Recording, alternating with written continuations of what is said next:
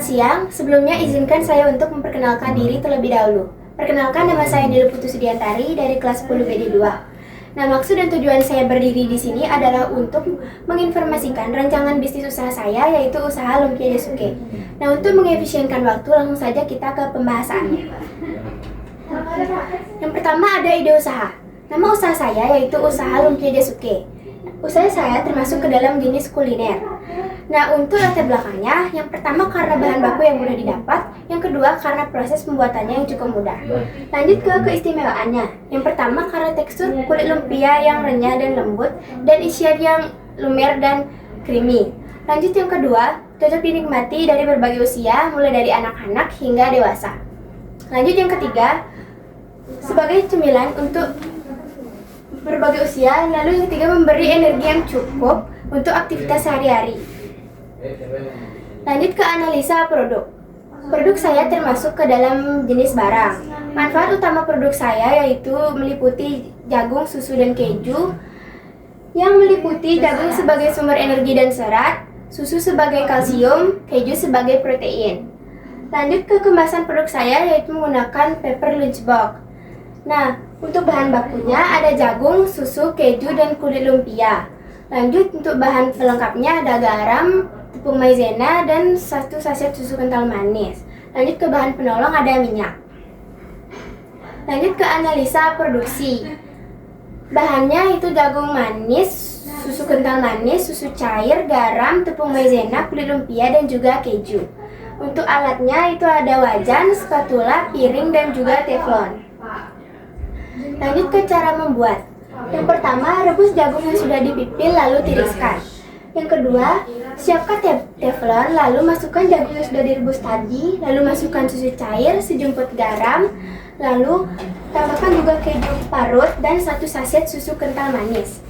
Lanjut, kalau sudah mendidih, tambahkan larutan maizena, aduk hingga mengental. Setelah mengental, siapkan 1 kulit lumpia, lalu masukkan 1-2 sendok jasuke yang sudah mengental tadi, lalu lipat dan goreng hingga keemasan. Lanjut ke analisa pemasaran yaitu SWOT. Strength. Yang pertama, tekstur yang unik dan menggugah selera. Yang kedua, sebagai sumber energi dan gizi. Yang ketiga, lebih unik dibandingkan lumpia-lumpia lainnya.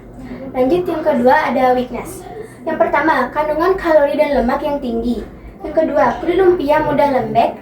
Dan yang ketiga, tidak sehat jika dikonsumsi secara berlebihan. Lanjut ke opportunities. Yang pertama, menciptakan tren baru. Yang kedua, potensi pasar yang luas. Dan yang ketiga, memiliki prospek cerah. Lanjut ke threats. Yang pertama, banyak pesaing. Yang kedua, perubahan selera konsumen. Dan yang ketiga, kenaikan harga bahan baku. Nah, lanjut ke STP yaitu segmenting, targeting, dan positioning.